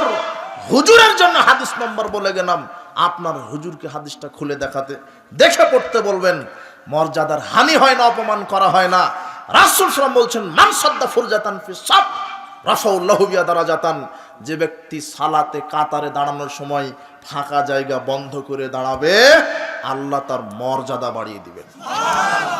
বানা লাহু বাইতান ফিল জান্নাহ, জান্নাতে একটা ঘর তৈরি করে দেওয়া হবে। তোমার হুজুরকে পড়তে বলো হাদিস। হুজুর দেখবে বা কি করে? কালো চশমা পড়ে আছে, চশমা খুলে ফেলতে হবে, সংকীর্ণতা পরিহার করতে হবে। আল্লাহ এদেশের বেদাতীদেরকে হাদিস বোঝার তৌফিক দান করুন। চার আঙ্গুল ফাঁকা রেখে দাঁড়ালেন মানে পৃথিবীর কোন হাদিসের কিতাবে আরবিতে হাদিসটা লেখা আছে দেখান আমাকে। নাই, নাই। এদেশের মানুষ বুঝেই না যে আমল করতে দলিল লাগে। এদেশের অধিকাংশ মানুষ বুঝে যে আমল করতে বাপ দাদার দোহাই দিয়ে চলে। বাপ দাদার দোহাই দিয়ে ধর্ম চলবে না, বড় হুজুর দিয়ে ধর্ম চলবে না, আল খাল্লা পড়া পাগড়িওয়ালা টুপি দাঁড়িওয়ালা খানকা মাজারের হুজুর দিয়ে ধর্ম চলবে না। জাবের রাদিয়াল্লাহু আনহু বলছেন, শোনো, ওমর রাদিয়াল্লাহু আনহু আমাকে বলছেন, রাসূল সাল্লাল্লাহু আলাইহি ওয়াসাল্লাম বললেন, এই শোনো, ওয়াল্লাযী নাফসু মুহাম্মাদিন বিয়াদিহি, সেই সত্তার কসম করে বলছি যেই সত্তার হাতে আমার আত্মা রয়েছে, লাউ বাদালাকুম মূসা, আজকে যদি মূসা আসে, আজকে যদি মূসা তোমাদের ভিতরে আসে, শোনো, আজকে যদি মূসা তোমাদের কাছে আসে, ফাত্তাবাতুমুহু, যদি মূসার ইত্তেবা করো, ওয়া তারাকতুমুনি, আর আমি মুহাম্মদ সাল্লাল্লাহু আলাইহি ওয়াসাল্লামের শরীয়তকে যদি প্রত্যাখ্যান করো, আমার ইত্তেবা যদি বাদ দাও, লা দালালতুম আন সাওয়াইস সাবিল, আমি মুহাম্মদ সাল্লাল্লাহু আলাইহি ওয়াসাল্লাম স্ট্যান্ড থাকার পরও যদি মূসার ইত্তেবা করো, তবু তোমাদেরকে জাহান্নামে যেতে হবে। আরে যেখানে মুহাম্মদ সাল্লাল্লাহু আলাইহি ওয়াসাল্লামের সুন্নাহ থাকতে, যেখানে মুহাম্মদ সাল্লাল্লাহু আলাইহি ওয়াসাল্লামের তরিকা থাকতে পৃথিবীর অন্য কোন নবীর তরিকা চলে না, সেখানে এই ভণ্ড মাজার পূজা, কবর পূজা, বেদাতি হুজুরের তরিকা কিভাবে চলতে পারে? প্রশ্নই আসে না। তোমার হুজুরের তরিকা কিভাবে চলে যেখানে নবীর তরিকা চলছে না? কথা মনে হয় বুঝেননি কথা। যেখানে মূসার তরিকা চলছে না, কার তরিকার কাছে? আবার বলি, যেখানে মূসা নবীর তরিকা চলছে না, কার তরিকার কাছে? সেখানে হুজুরের, এই বেদাতি হুজুরের, এই আলখাল্লা পাগড়িওয়ালা খানকার মাজারের এদের তরিকা চলে কি করে? কথা বুঝেননি? তার মানে নগদ ভণ্ডামি এগুলো। এরপরে শোনেন, দাঁড়াতে হবে রাসূল সাল্লাল্লাহু আলাইহি ওয়াসাল্লামের তরিকায়। রাসূল এমন কোন ওয়াক্ত নেই যে রাসূল সাল্লাল্লাহু আলাইহি ওয়াসাল্লাম বলেন, এই কাতার সোজা করো, পায়ের সাথে পা, কাঁধের সাথে কাঁধ মিলিয়ে দাঁড়াও। এটাই রাসূলুল্লাহর সালাত। দাঁড়ালেন, তাকবীরে তাহরিমা দিবেন। 2 নম্বর ফরজ তাকবীরে তাহরিমা দেওয়া, আল্লাহু আকবার। কাঁধ বরাবর, ঘাড় বরাবর, কানের লতি বরাবর। অনেকে কানের লতি ধরে ফেলেন, আবার অনেকে দেখবেন এইভাবে তাকবীর দিচ্ছে। জি না, আঙুলগুলি কি থাকবে? কেবলামুখী থাকবে, একটু ফাঁকা ফাঁকা থাকবে, কাঁধ বরাবর, আল্লাহু আকবার। এইবারের ইমাম আবু হানিফা রাহিমাহুল্লাহ বলছেন, ইজা সাহহাল হাদিস ফাহুয়া মাযহাবি। ইমাম আবু হানিফা বলছেন, শোনো, যেটা সহিহ হাদিস পাবে তার উপরে আমল করো, ওটাই আমার মাযহাব। ইমাম আবু হানিফা কি কোন হাদিস মানতে বলেছেন? সহিহ হাদিস। আচ্ছা, এটা তো সবাই জানেন। এরপরে আব্দুল হক শাহরানির মিজানুল কুবরা প্রথম খণ্ডের 63 পৃষ্ঠায় ইমাম আবু হানিফা বলছেন, ইয়াকুম ওয়াল কাউল ফি দীনিল্লাহি বির রায়। শোনো, তোমরা দ্বীনের ব্যাপারে নিজেদের মতামত পেশ করো না। দ্বীনের ব্যাপারে, আমলের ব্যাপারে নিজের মত অনুযায়ী আমল চলবে না। আলাইকুম বিত্তিবাই সুন্নাহ, তোমরা অবশ্যই রাসূলের সুন্নাহ মানবে। কি মানবে? এই কথা কে বলছেন? ইমাম আবু হানিফা। মিজানুল কুবরার প্রথম খণ্ডে 63 পৃষ্ঠায় অবশ্যই তোমরা রাসূলের সুন্নাহ মানবে। ফামান খারাজা ফাকাদ দাল্লা, যে ব্যক্তি সুন্নাহ থেকে বের হয়ে গেল সে পথভ্রষ্ট হয়ে গেল। যে সুন্নাহ থেকে কি হয়ে গেল? এবারে সহিহ বুখারী খুলেন, সহিহ বুখারী খুলেন 740 নম্বর হাদিস। সাল বিন সাদ রাদিয়াল্লাহু আনহু বলছেন, কানান নাস ইউমারুনা আইয়াদা রাজুলুল ইয়াদা লিমনা আলা জিরাল ইসরাফিস সালাত। লোকদেরকে আল্লাহ রাসূল সাল্লাল্লাহু আলাইহি ওয়াসাল্লামের পক্ষ থেকে নির্দেশ দেওয়া হয়েছে তারা যেন সালাতে বাম বাহুর উপরে ডান বাহু বাঁধে। কি কি বুঝলেন? আপনি কথা বলেন না, চুপ থাকেন। রাসূল সাল্লাল্লাহু আলাইহি ওয়াসাল্লামের পক্ষ থেকে নির্দেশ দেওয়া হতো, রাসূল সাল্লাল্লাহু আলাইহি ওয়াসাল্লামের পক্ষ থেকে নির্দেশ দেওয়া হতো কি? বাম বাহুর উপরে কোন বাহু রাখতে? ডান বাহু। বাহু মানে বুঝেন কিনা? যে কবজি থেকে কনুই পর্যন্ত, এটা কি? বাহু। এই বাহু, বাম বাহুর উপরে ডান বাহু রাখতে হবে। এটা কার পক্ষ থেকে নির্দেশ? রাসূল সাল্লাল্লাহু আলাইহি ওয়াসাল্লামের পক্ষ থেকে। কার পক্ষ থেকে? এই যে, তাহলে দেখেন তো সুযোগ আছে নাকি নাভির নিচে যাওয়ার? বাম বাহুর উপরে ডান বাহু, নাভির নিচে যাওয়ার সুযোগ আছে? সনদের দিক থেকে নাভির নিচের যে হাদিসগুলি এগুলিও দুর্বল, বুকের উপরের হাদিসগুলি একটু দুর্বল, তবে চলে। সনদের দিক থেকে শক্তিশালী বুকের উপর হাত বাঁধার হাদিসগুলি। কিন্তু বুকের ওপর নিচে পড়ে সহিহ বুখারীর সহিহ হাদিস। ইমাম আবু হানিফা কোন হাদিস মানতে বলেছেন? সহিহ হাদিস। ইমাম আবু হানিফার কথাতে আমরা সহিহ হাদিস মেনে মানছি, এক সেকেন্ডের জন্য সহিহ হাদিস মানো। ইমাম আবু হানিফা বলছেন সহিহ হাদিস মানো। সহিহ হাদিস কি? আইয়াদা রাজুলুল ইয়াদা লিমনা আলা জিরাহিল ইসরাফিস সালাত, বাম বাহুর উপরে ডান বাহু বেঁধে সালাত আদায় করো। এটা আল্লাহ রাসূলের পক্ষ থেকে লোকদেরকে কি দেওয়া হয়েছে? নির্দেশ। কানান নাস ইউমারুনা, লোকদেরকে নির্দেশ দেওয়া হয়েছে বাম বাহুর উপরে ডান বাহু রেখে সালাত আদায় করতে হবে। এটা সহিহ হাদিস। নাভির নিচে বুকের উপরে এটা পড়ে, আগে সহিহ হাদিস। তাহলে বাম বাহুর উপরে ডান বাহু রাখেন, দেখেন কোনো নাভির নিচে যাওয়ার সুযোগই নাই, আছে নাকি? কিন্তু তোমার বেদাতি মোল্লা ও এত সিটার বাটপার, ও হাদিসকে কবর দিয়েছে। দেখো, ও বলছে যে বুকের উপর হাদিস বাঁধার একটা হাদিসও নাই। আবার ওই মুখেই বলছে যে পুরুষ বাঁধবে নাভির নিচে, মহিলা বাঁধবে বুকের উপরে। এই দুই মুখে, এক মুখে দুই কথা বলে দিল। যে কোনো মূল্যে দল টিকাতে হবে। হাদিস কবর দিয়ে, হাদিস থাকুক আর না থাকুক, দলকে টিকাতে হবে। পুরুষ নাভির নিচে, মহিলা বুকের ওপরে। এই আপনার এই এটা গাইবান্ধা না? সবচেয়ে গাইবান্ধার সবচেয়ে যে বড় পণ্ডিত মাওলানা হুজুর, বেদাতি হেদাতি বুঝি না, সবচেয়ে যে বড় হুজুর, সবচেয়ে বড় হুজুরের কাছে গিয়ে বলবেন, মাওলানা সাহেব, বাপ দাদা থেকে শুনে আসছি যে পুরুষ নাভির নিচে, মহিলা বুকের উপরে হাত বেঁধে সালাত আদায় করতে হবে। এই হাদিস পৃথিবীর কোন হাদিসের কিতাবে আরবিতে লেখা আছে? কথা বুঝেছেন কি? পৃথিবীর কোন হাদিসের কিতাব থেকে হাদিস দেখাতে হবে? আরবিতে লেখা থাকতে হবে, হাদিসের কিতাবে লেখা থাকতে হবে, আরবিতে লেখা থাকতে হবে। হাদিসের, পৃথিবীর কোন হাদিসের কিতাবে? এরপরে বলে দিবেন একটা কথা, আমি সহি চাচ্ছি না, জয়ীফ চাচ্ছি না, একটা জাল হাদিস দেখতে চাচ্ছি। কথা বুঝেন না মনে হয়? এটা জাল হাদিস দেখাবেন যে পুরুষ নাভির নিচে, মহিলা বুকের উপর হাত বেঁধে সালাত আদায় করবে। কি হাদিস দেখাতে বলবেন? জাল হাদিস। এমনিতেই চলছে। তাকবীরে তাহরিমাতে হাত বাঁধবেন, নারী পুরুষের একই বিধান। নারী পুরুষের সালাতের কোনো পার্থক্য নেই, স্বভাবগত পার্থক্য আছে। কি? নারীরা নেতৃত্ব দেওয়ার ক্ষমতা রাখে না, তারা সামনের কাতারে গিয়ে ইমাম হতে পারবে না। নারীরা তাদের জামাত আদায় করতে গেলে কাতারের মাঝে দাঁড়িয়ে ইমামতি করবে। কথা বুঝেছেন? এটা তাদের স্বভাব। এরপরে কি? সালাতে লুকমা দিতে গিয়ে তারা হাতের পিঠের উপরে হাত চাপড়াবে, তারা মুখে সুবহানাল্লাহ বলতে পারবে না। কেন? নারীদের কণ্ঠটাও পর্দা। কথা বুঝলেন? এটা হলো স্বভাব। কিন্তু দাঁড়ানো, কিয়াম, কুত, তাকবীর, তাহারিমা, সূরা, এরপরে একামাত, নারী পুরুষের একই বিধান। কথা কি বুঝেছেন? নারী পুরুষের সালাতের কোনো পার্থক্য নেই। মা বোনদেরকে বলছি, আপনি 5 ওয়াক্ত সালাত আদায় করবেন ফরজ, আপনাকে একামাত দিয়ে সালাত শুরু করতে হবে। মা বোনদেরকে বলছি, পুরুষ যেমন মাগরিব এশা ফজর জোরে কেরাত করে, আপনাকেও সরবে কেরাত করতে হবে। অধিকাংশ মা বোন এরা 5 ওয়াক্ত সালাত আদায় করে কিন্তু একামত দেয় না। আবার 5 ওয়াক্ত সালাতি এরা নীরবে কেরাত করে না।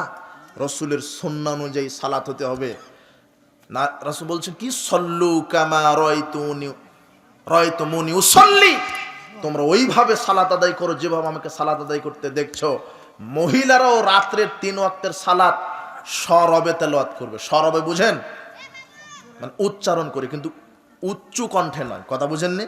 যাতে পরপুরুষ শুনতে না পায়। সরবে তেলাওয়াত করবে, কিন্তু কণ্ঠ হবে নিচু। কথা কি বুঝেছেন? মা বোনেরা অধিকাংশ মুনাফিকদের সালাতের আর একটা সুযোগ গেছে। 5 নম্বর বৈশিষ্ট্য, এরা সালাত আদায় করে কিন্তু রুকু সেজদা ঠিক মতো করে না। 5টা বৈশিষ্ট্য বললাম না সালাতের মুনাফিকের, 4টা বলেছিলাম, আমার তো মনে পড়লো এখন, কিন্তু বলেছিলাম কয়টা?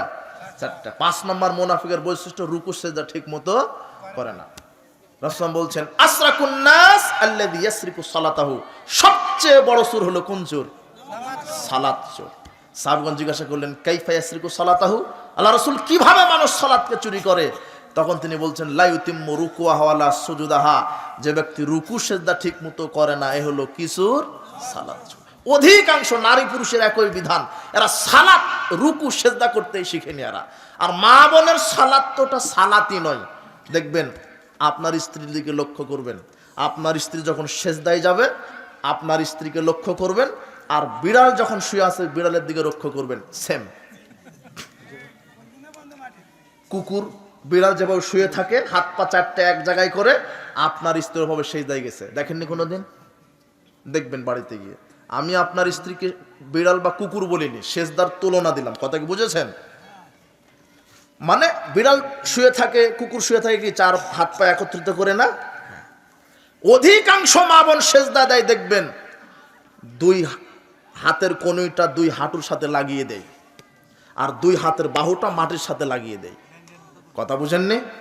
অথচ রাসূল বলছেন, তোমরা এমন ভাবে সেজদা দাও, হে নারী পুরুষ, তোমরা এমন ভাবে সেজদা দাও যাতে করে তোমাদের পেটের নিচ দিয়ে ছাগলের বাচ্চা দৌড় মেরে চলে যেতে পারে।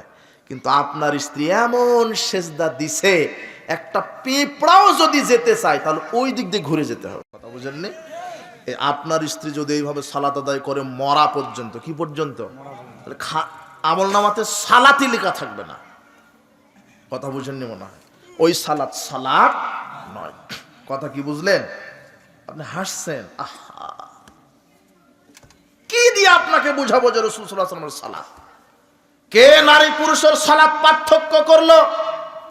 কে নারী পুরুষের সালাত পার্থক্য করেছে? নিশ্চয় মিস্টার ইবলিস। না, রাসূল বলছেন, সল্লু কামা রাআইতুমুনি উসাল্লি, হে পৃথিবীর নারী পুরুষ, আমাকে যেভাবে সালাত আদায় করতে দেখছো তুমি ওইভাবেই তোমরা সালাত আদায় করো। কোনো পার্থক্য নেই। ভ্রান্ত মিথ্যা কথা। নারী বুকের উপরে, পুরুষ নাভির নিচে, আবার নারী সালাতে দাঁড়ায় 2 পা একত্রিত করে। জি না, নারী পুরুষের সালাতের কোনো পার্থক্য নাই। সাবধান। সালাতের 3 নম্বর রুকুন সূরা ফাতিহা পাঠ করা। 1 তো দাঁড়ালেন, 2 তাকবীরে তাহরিমা দিয়ে হাত বাঁধলেন, বাম বাহুর উপরে ডান বাহু বাঁধলেন। নারী পুরুষের একই বিধান। 3 নম্বর সূরা ফাতিহা পাঠ করা। লা সালাতা লিমান লাম ইয়াকরা বিফাতিহাতিল কিতাব, ওই ব্যক্তির সালাত হয় না। আপনি ফরজ পড়েন, নফল পড়েন, সুন্নাহ পড়েন, তারাবি পড়েন, তাহাজ্জুদ পড়েন, ইদান পড়েন, জানাজা পড়েন, ফরজ নফল আপনার ফজর, জোহর, আসর, মাগরিব একাকি পড়েন, জামাতবদ্ধভাবে পড়েন, যার নাম সালাত। আপনি ইমাম হন, মুক্তাদি হন, প্রত্যেকের সূরা ফাতিহা বাধ্যতামূলক। যে ব্যক্তি সূরা ফাতিহা পাঠ করে না তার সালাত হয় না, সুযোগ নেই। কথা বুঝেছেন? কোন সূরা পড়তে হবে? সূরা ফাতিহা। আশ্চর্য কথা, আপনি অবাক হবেন কিভাবে আপনাকে বুঝাই সূরা ফাতিহার এত দোষ। হুজুর কোরআনের আয়াত তেলাওয়াত করে বলছে কি, ইযা কুরিয়াল কোরআন ফাসতামিউ লাহু আনসিতু, কোরআন যখন তেলাওয়াত করা হয় চুপ করে থাকো, মনোযোগ দিয়ে শ্রবণ করো। ফাসতামিউ লাহু, মনোযোগ দিয়ে শ্রবণ করো, আনসিতু, চুপ থাকো। তার মানে ইমাম পড়লেই হবে। আয়াত ওর বাপের উপরে নাজিল হয়েছে। এটা যেই মুহাম্মদ সাল্লাল্লাহু আলাইহি ওয়াসাল্লামের উপরে আয়াত নাজিল হয়েছে, ওই মুহাম্মদ সাল্লাল্লাহু আলাইহি ওয়াসাল্লাম বললেন সূরা ফাতিহা ছাড়া সালাত হবে না। তার মানে অথচ রাসূল সাল্লাল্লাহু আলাইহি ওয়াসাল্লাম সহিহ মুসলিমের 395 নম্বর হাদিসে বলছেন, আবু হুরায়রা রাদিয়াল্লাহু আনহু বলছেন, রাসূল সাল্লাল্লাহু আলাইহি ওয়াসাল্লাম বলেছেন, মান সাল্লা সালাতান, যে ব্যক্তি সালাত আদায় করলো, ওয়ালাম ইয়াকরা ফিহা বি উম্মিল কোরআন ফাহিয়া খিদাব, যে ব্যক্তি সালাত আদায় করলো অথচ সালাতে সূরা ফাতিহা পাঠ করলো না, তার সালাত বিকলাঙ্গ। একটা হাত আছে একটা নাই, একটা পা আছে একটা নাই, এই দেহের কোনো মূল্য নাই। ঠিক সূরা ফাতিহা নাই, সালাতটাও বিকলাঙ্গ, ওই সালাতের কোনো মূল্য নাই। আবু হুরায়রাকে জিজ্ঞাসা করছেন, ইন্নানা কোন ওয়ারাল ইমাম, আমরা যদি ইমামের পিছনে থাকি তখন কি হবে? স্পষ্ট হাদিস, তারপরও এই টেরাগুলি দেখতে পায় না এরা।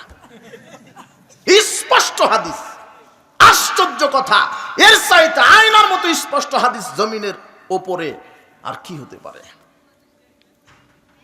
ইন্না না কোন ওয়ারাল ইমাম, আমরা যদি ইমামের পিছনে থাকি তখন আবু হুরায়রা বলছেন, ইকরা বিহা ফি নাফসিক, চুপে চুপে মনে মনে পড়ো। ফাইন্নী সামি'তু রাসূলুল্লাহ সাল্লাল্লাহু আলাইহি ওয়াসাল্লাম, আমি রাসূল সাল্লাল্লাহু আলাইহি ওয়াসাল্লামকে বলতে শুনেছি, ক্বাল আল্লাহু তাআলা, আল্লাহ বলেছেন, কসমতু সালাতা বাইনা বাইন আবদিন ইসফাইন, আল্লাহ সালাতকে বান্দাকে অর্ধেক দিয়েছেন, আল্লাহর জন্য অর্ধেক রেখে দিয়েছেন।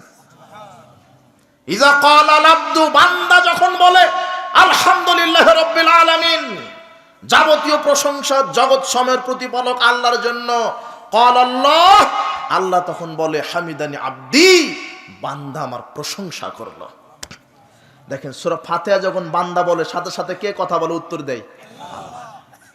ইজা ক্বালা রহমানুর রহিম, ইজা ক্বালা রহমানুর রহিম, যখন বলে যিনি পরম করুণাময় অতীব দয়ালু, তখন আল্লাহ বলে আথনা আলাইয়া আব্দি, বান্দা আমার গুণগান করলো। মালিক ইয়াউমিদ্দিন, যিনি বিচার দিবসের মালিক, আল্লাহ তখন বলে মাজ্জাদানি আব্দি, বান্দা আমাকে মর্যাদা দিল। ইয়্যাকা না'বুদু ওয়া ইয়্যাকা নাস্তাঈন, আমরা তোমারই ইবাদত করি, তোমারই কাছে সাহায্য চাই। তখন আল্লাহ বলছেন, এটাই তো অর্ধেক ভাগ করে দিয়েছি, ইবাদত বান্দা আমার করবে আর সাহায্য আমি বান্দাকে করবই করব। ইহদিনাস সিরাতাল মুস্তাকিম সিরাতাল্লাযীনা আন'আমতা আলাইহিম গায়রিল মাগদুবি আলাইহিম ওয়ালাদ-দাল্লিন, আল্লাহ সহজ সরল পথ দেখাও, সহজ সরল সোজা পথ দেখাও, নিয়ামত প্রাপ্ত যারা যারা নবীন, সিদ্দিকিন, শুহাদা, সালিহিন, এদের পথ দেখাও। যারা অভিশপ্ত, যারা পথভ্রষ্ট, এদের পথ আমাদেরকে দেখায়ও না। একটা মজার একটা মেসেজ আপনাকে দিই, এই বেদাতি মোল্লা এত খারাপের খারাপ, দেখেন এরা আমাদেরকে ইহুদি খ্রিস্টানের দালাল বলে না? বলে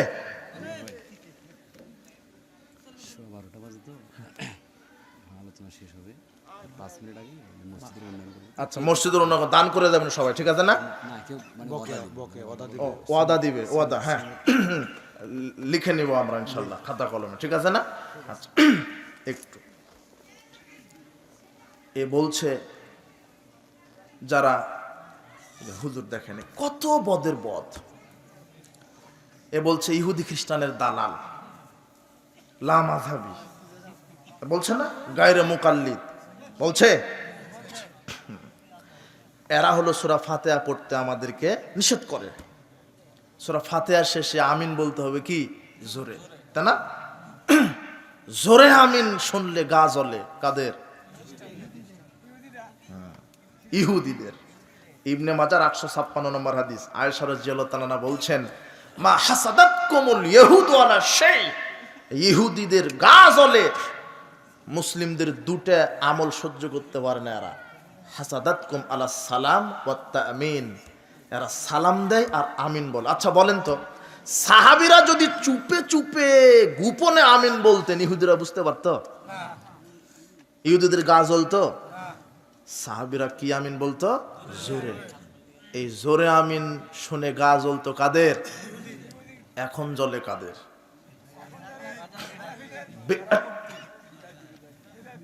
বেদাতীদের। কথা বুঝেছেন? আপনি নাম বলবেন কেন? হানাফি হলেই যে সে ভুল আমল করছে এটা কি? আর প্রকৃত হানাফি তো আমরা, ইমাম আবু হানিফা বলেছেন ইজা সাহাল হাদিস ফাহুয়া মাযহাবি, যারা সহিহ হাদিস মানে তারাই হানাফি প্রকৃত। তো পৃথিবীর মাটিতে আহলে হাদিসরা প্রকৃত হানাফি। কারা হানাফি প্রকৃত? আর তারা ওর দোহাই দিয়ে ভ্রান্ত বানোয়াট আমল করে, এরা হলো সালাকিয়ারা। কথা বুঝেছেন? শোনেন, জোরে আমিন গা জ্বলে ওদের, কিন্তু গা জ্বলে কাদের? ইহুদিদের। আর এখন জ্বলে বেদাতীদের। আর এরাই আমাদেরকে কি বলে? ইহুদিদের দালাল। জোরে আমিন সহ্য করতে পারে না ইহুদিরা।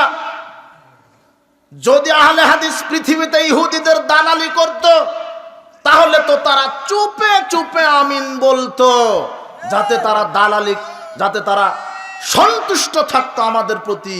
তারা বলতো, বাহ, সালাফিরা চুপে চুপে আমিন বলে, আমরা সালাফিদের জন্য সন্তুষ্ট আছি। কিন্তু সালাফিরা আমিন বলে মসজিদ কাঁপিয়ে দেয়, এটা গা জ্বলে ইহুদিদের।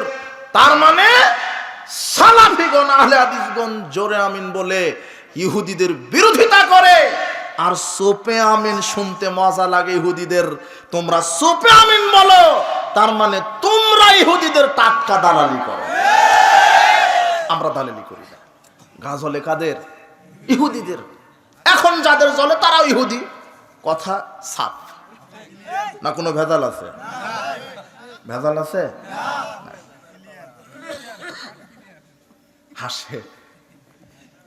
হাসছেন কে? জোরে আমিন শুনলে ভেজাল কারা? গা জ্বলে কাদের? ইহুদিদের। তো এখন যাদের জ্বলবে মনে করবেন তারা কি? আল্লাহ এদেরকে, হ্যাঁ ইহুদিদের দালাল এরাই, আল্লাহ এদেরকে হেদায়েত দান করো। আর একটা কথা তথ্য দিই আপনাকে, সূর্য অস্ত যাবে 6:45। ও হুজুর, ইবলিশ ওহী করেছে না, 6:45 সূর্য অস্ত যাবে, তুমি 3 মিনিট যোগ করে দাও, সতর্কমূলক 3 মিনিট দেরিতে ইফতার করো। আবু হুরায়রা রাদিয়াল্লাহু বলছেন, রাসূল সাল্লাল্লাহু আলাইহি ওয়াসাল্লাম বলেছেন, লা ইয়াজালুদ-দীনু যাহিরান মাযালান নাসুল ফিতরা। দিন মানুষের উপরে ততদিন বিজয় থাকবে যতদিন মানুষ সূর্য ডোবার সাথে সাথে ইফতার করবে, ততদিন বিজয় থাকবে। লিয়ান্নাল ইয়াহুদা ওয়ান নাসারা আখিরুন, ইহুদি খ্রিস্টানেরা দেরিতে ইফতার করে। কারা? তো সালাফি যারা, এরা সূর্য ডোবার সাথে সাথে ইফতার করে ইহুদি খ্রিস্টানের দালালি করলো না, দেরিতে তোমরা ইফতার করে তোমরা দালালি করলা। কারা দালালি করলো? দেরিতে ইফতার করা কাদের স্বভাব? ইহুদিদের। এখন কাদের স্বভাব? বেদাতীদের। কথা বুঝেননি? অথচ সহিহ বুখারীর 1954 নম্বর হাদিস, ইযা গরাবাতিশ শামস ফাকাদ আফতারা সায়েম, সূর্য যখনই ডুবে যাবে তখনই সায়েম কি করবে? এটা হলো রাসূল সাল্লাল্লাহু আলাইহি ওয়াসাল্লামের হাদিস।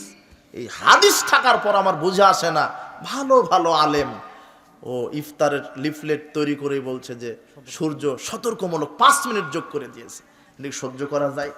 এরা আমাদেরকে গালি দেয়, এরা শরম লজ্জা ঘৃণা কিচ্ছু নাই এদের। শরম থাকা দরকার ছিল। আর সর্বশেষ একটা তথ্য, সূরা ফাতিহা পড়তে নিষেধ করে কারা? বেদাতীরা। বেদাতী এত খারাপ। বলছে যে না, ইমামের কেরাতি কি? কেরাত। আমি একটা তথ্য পেলাম, সূরা ফাতিহার শেষ আয়াতে আল্লাহ কাদেরকে অভিশপ্ত বলেছেন? হ্যাঁ, অভিশপ্ত কাদের বলেছেন? ইহুদিরা। আর পথভ্রষ্ট কাদের বলেছেন? খ্রিস্টানদেরকে।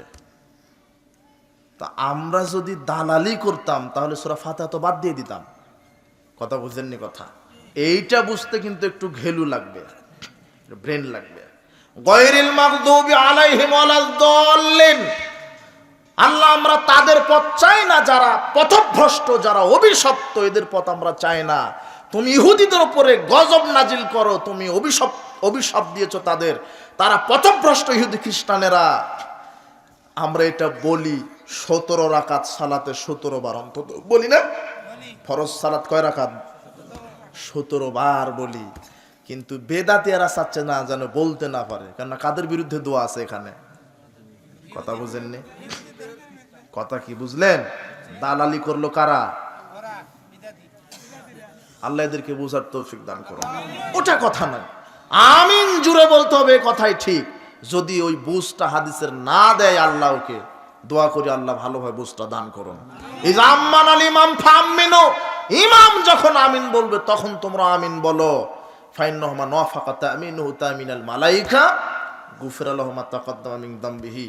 ইমাম যখন আমিন বলে সাথে সাথে ফেরেশতারাও বলে, ফেরেশতার আমিনের সাথে যদি তোমাদের আমিন মিলে যায় আল্লাহ তোমাদের বিগত সব পাপ ক্ষমা করে দেন।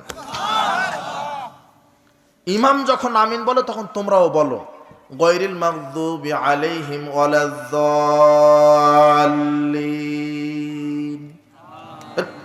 ইমাম বলেছে এখনো, মারে দিলেন কেন? কথা বুঝেননি? হাদিস আছে ইদা আম্মানাল ইমাম, ইমাম ইদা ইমাম যখন বলবে তখন তোমরা বলো গায়রিল মাগদুবি আলাইহিম ওয়ালাদ-দাল্লিন।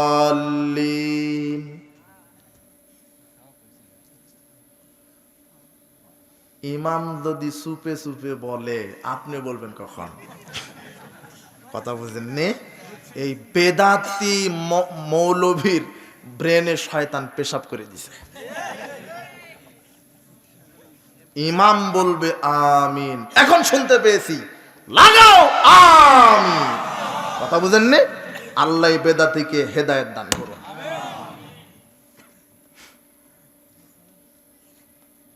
মসজিদ কম্পিত হয়ে যেত, কম্পন সৃষ্টি হতো সালাফগণ সাহাবীগণ যখন আমিন বলতেন। এটা আসর আসছে। বেদাতিরা তাদের দলকে টিকা রাখার জন্য কত প্রযুক্তি বাহির করছে, মানে প্রযুক্তি নতুন নতুন প্রযুক্তি।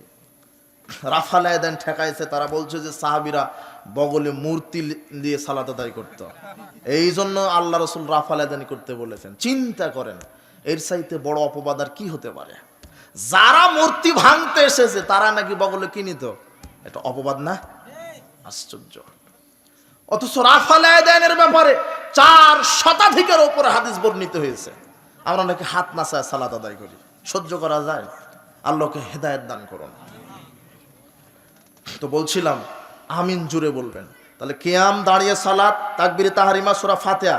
4 নম্বর বলেছি রুকু করা, 5 নম্বর রুকু থেকে ওঠা, মনে আছে না? 6 নম্বর রুকু থেকে সোজা হয়ে দাঁড়ানো। 7 নম্বর কি বলেন? 7 নম্বর 7 অঙ্গে সেজদা করা। 8 নম্বর সেজদা থেকে উঠা। 9 নম্বর 2 সেজদার মাঝখানে স্থির হয়ে বসা। 10 নম্বর তাদিল আরকানগুলি ধীরস্থিরতার সাথে আদায় করা। 11 নম্বর কি? শেষ বৈঠক। শেষ বৈঠকে বসার পদ্ধতি যেহেতু আসছে, শেষ বৈঠকে যখন বসবেন, হ্যাঁ 2 বৈঠক আছে না, 3 এবং 4 রাকাত বিশিষ্ট সালাতে? জি। প্রথম বৈঠকে আপনি বাম পায়ের পাতার উপরে বসবেন, আর শেষ বৈঠকে বাম পাটা ডান পায়ের নলা দিয়ে বাহির করে দিবেন। কথা কি বুঝলেন? বাম পাটা ডান পায়ের নলা দিয়ে কি করে দিবেন? বাহির করে দিয়ে নিতম্বের উপরে বসবেন। আর সালাতের শুরু থেকে শেষ পর্যন্ত সব সময় আপনি দাঁড়িয়ে থাকেন, রুকুতে যান, সব সময় সেজদা যেখানে দিবেন তার এরিয়ার মধ্যে যেন দৃষ্টি থাকে। কথা বুঝেছেন? কিন্তু যখন তাশাহুদের বৈঠকে বসবেন তখন দৃষ্টি থাকবে তর্জনী আঙ্গুলের উপরে। দেখেন মধ্যমা আঙ্গুলটা ভাঁজ করবেন, বৃদ্ধাঙ্গুলির পেটটা মধ্যমা আঙ্গুলির নখের উপরে রাখবেন, আর অনামিকা আর কনিষ্ঠ আঙ্গুলটি ভাঁজ করে দিলেন, আর তর্জনী আঙ্গুলটা এইভাবে দিবেন। 53 নাই, হাদিসে এই ভাষাটা আসছে। হালকা করে ইশারা করবেন, কিন্তু টপ করে একবার জায়গায় দিবেন, আবার নামায় দিবেন না। আশহাদু আল্লা ইলাহা ইল্লাল্লাহ ওয়া আশহাদু আন্না মুহাম্মাদুর রাসূলুল্লাহ। কথা বুঝেননি? এই বেদাতি হুজুরকে বলবেন যে হুজুর এই হাদিসটা আছে কোথায়? হাদিসের কিতাবে থেকে দেখাতে হবে। একটা কথাই বলি, সেটা হলো যে বেদাতি বারবার শব্দটা আসছে। হ্যাঁ, যারা বেদাতি করে হ্যাঁ, তাদেরকে একদিন ডাকছেন কি যে এইভাবে করা যাবে না, এটা সেটা বিজেপি। আচ্ছা আমি বক্তব্যটা শেষ করি, তারপর আমরা শুনতে পারবো। বারবার বেদাতি বলতেছে, বিষয়টা কেমন জানি হচ্ছে না? না না না না না, বারবার কেন বলছি, বারবার কেন বলছি শুনেন। না না, যারা এটা করে, শোনেন, আমরা তো আহলে হাদিসের এলাকায়, আমি বারবার কেন বলছি শুনেন। আমি আপনার কথা বুঝতে পারছি, আমরা হা করলেই বুঝেনি। শুনেন, আমি হা করলে তো বুঝেন আপনি কি বলতে চাচ্ছেন, আমরা তো বুঝি কিছু হলো। আচ্ছা, বেদাতি বারবার বলতে চাচ্ছি, মানে সালাতের কথা 82 বার আল্লাহ কেন বললেন? কোনো কিছুকে গুরুত্ব দিতে গেলে বারবার বলতে হবে। এক গ্লাস দুধ, শোনেন, এক গ্লাস দুধ, করার পরে বলবেন আপনি হ্যাঁ, দোষটা। এক গ্লাস দুধ, যারা এগুলো আমার কথা করে, শোনেন, আপনারা কথা বলেন না, আমি এটাকে গুরুত্ব দেওয়ার জন্য বলছি। এক গ্লাস দুধ আর এক গ্লাস পেশাব, এক গ্লাস দুধ আর এক গ্লাস পেশাব। আপনি গালি দিয়ে তো তাকে আনতে পারবেন না। গালি না মামা, গালি না তো, আপনি তো গালি মানে গালি না। উপর দিয়ে চলে যাচ্ছে।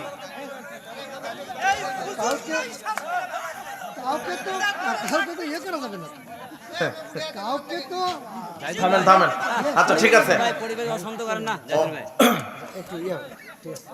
এ হই হাল্লা করে আপনি শিখিয়ে দিতে পারবেন। এই সালাফি আলেমেরা তো বেদাত করে না, তাই তো বেদাতে আলেমকেই তো বলতে হবে, বুঝেননি?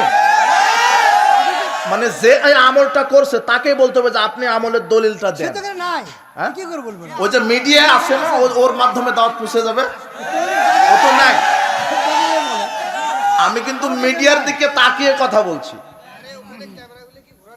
হ্যাঁ, এখানে তো 200-500 লোক আছে, কিন্তু মিডিয়াতে তো লাখ লাখ লোক শুনবে, দাওয়াত পৌঁছে যাবে। ওই বেদাতি আলেমকে আমি বলছি যে আপনি এটার দলিল দিবেন হাদিসের কিতাব থেকে, যে টপ করে একবার জাগানো, টপ করে নামানো। এটা হাদিসের কোন হাদিসের কিতাব আছে, তাও সহি জয়ীফ না, কি কি দলিল? জাল দলিল। কথা বুঝেননি?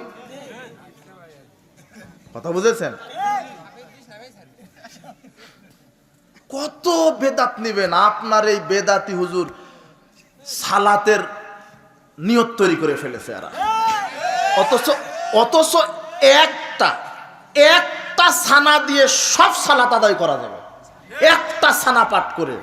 কিন্তু শয়তান তৈরি করেছে কি, ফজরের এক নিয়ত, না ফরজের এক নিয়ত, সুন্নাতের এক নিয়ত, তারাবির এক নিয়ত, তাহাজ্জুদের এক নিয়ত, জানাজার এক নিয়ত। এখন রিক্সা চালক বলছে সুবহানাল্লাহ, সূরা ফাতিহা তো শিখিনি, এত নিয়ত মুখস্থ করব কখন, সালাতে আদায় করব না। কথা বুঝেননি?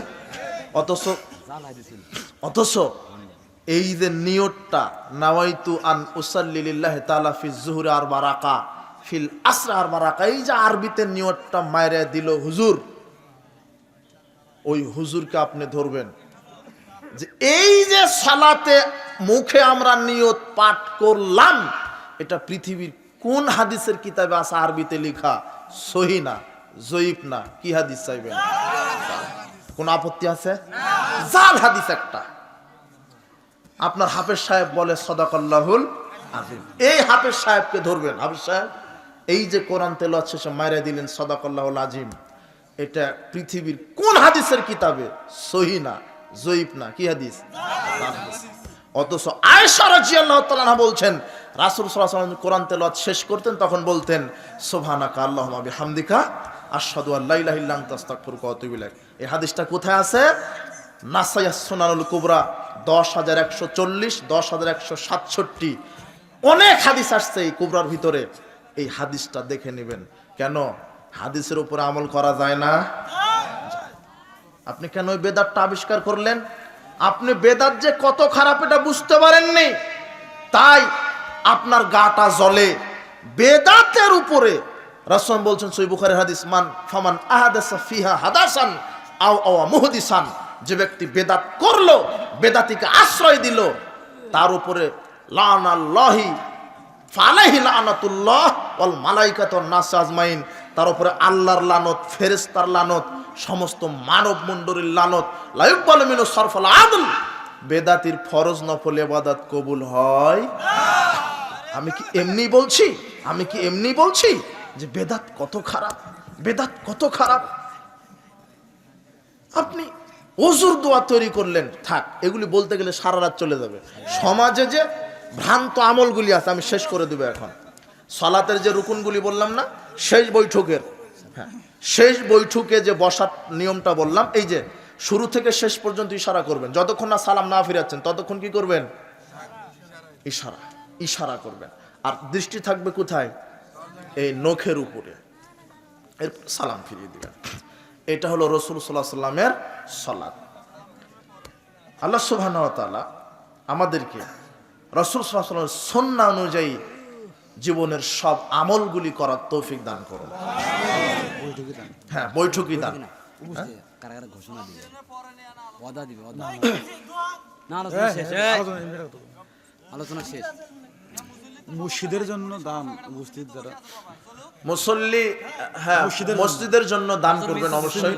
মসজিদের জন্যই মনে হয় এই আজকের মাহফিলটা কিসের জন্য? মসজিদ উন্নয়ন, মসজিদের উদ্যোগে।